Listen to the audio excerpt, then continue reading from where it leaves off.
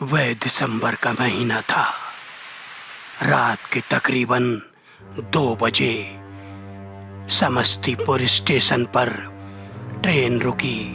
रामेश्वर काका ट्रेन से नीचे उतरे और देखकर भौचक्के हो गए।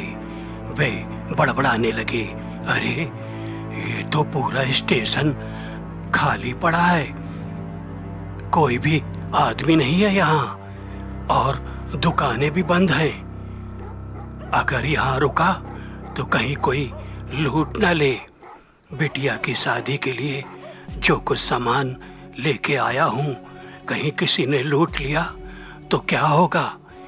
वे मन ही मन घबराने लगे और स्टेशन से बाहर आए, ये सोच के कि कोई घोड़ा गाड़ी मिल जाए तो अपने गांव गंगापुर की तरफ निकल पड़ूं, क्योंकि रात को ठहरना मतलब अब किसी खतरे को मोल लेना।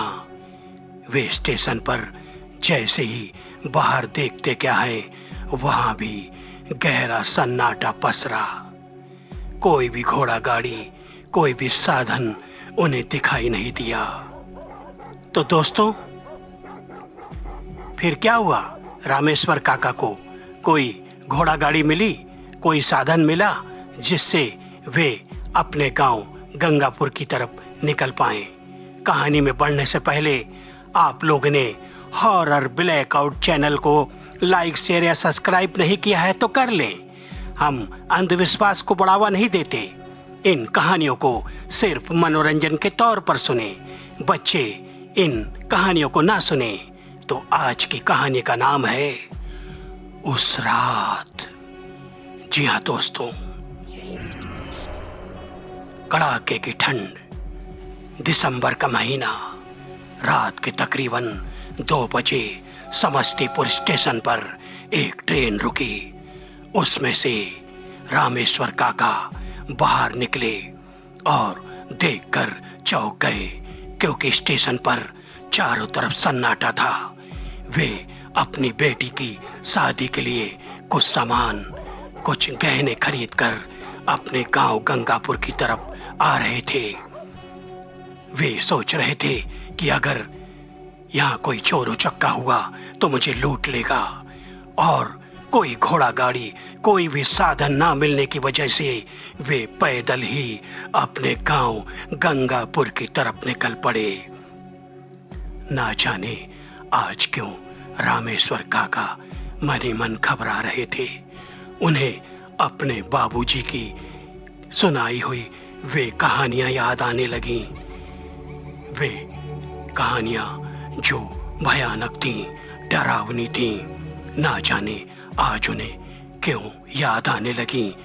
क्योंकि जिस रास्ते से वे जा रहे थे, उस रास्ते पे एक शमशान था, उसमें चिताएं जल रही थीं। रामेश्वर काका ने एक आंख से उस शमशान की तरफ देखा तो भयभीत हो गए। ठंड के समय उन्हें पसीना आ गया। अरे बाप रे बाप, इतना भयानक सन्नाटा, कैसे पहुंचूंगा गंगापुर? तकरीबन 3 किलोमीटर है, अभी तो थोड़ा ही चला हूँ।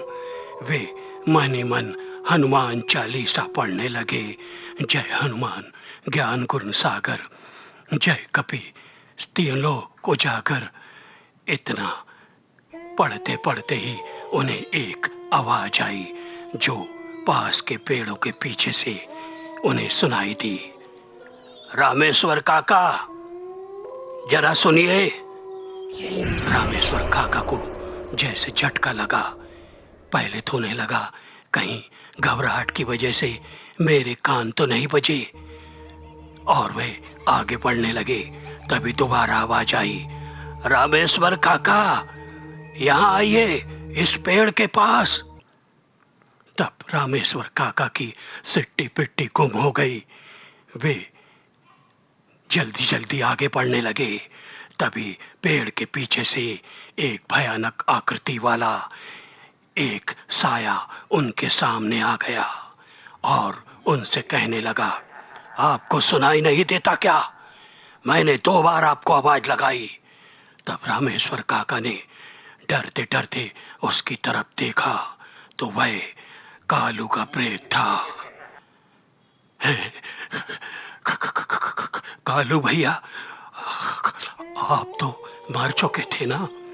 हाँ, मैं मर चुका था। तुम लोगों ने मेरे साथ बहुत बड़ी नाइंसाफी की थी ना। अब मैं तुम लोगों को नहीं छोड़ूंगा।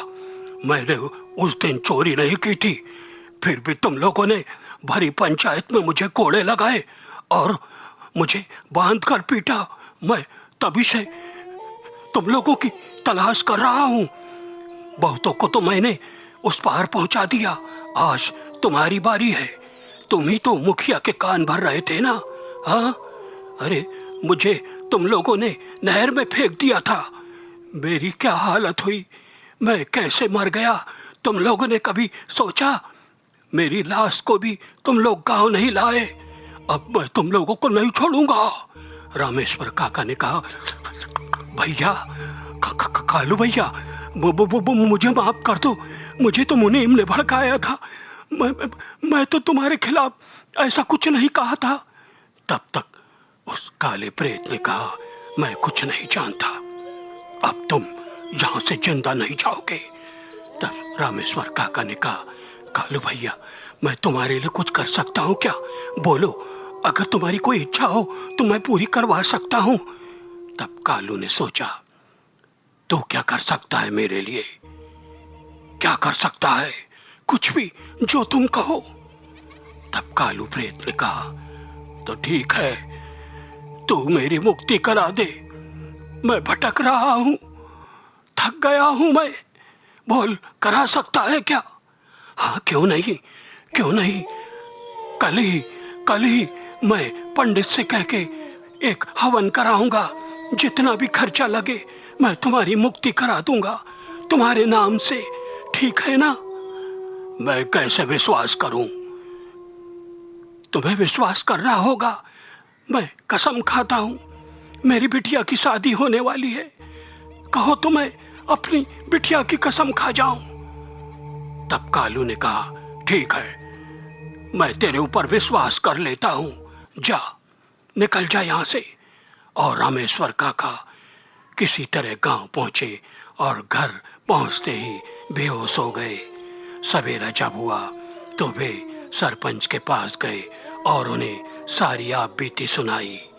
तब सब लोगों ने मिलके शास्त्री जी से कालू के नाम का एक ऐसा हवन यज्ञ कराया कि उसकी मुक्ति हो गई।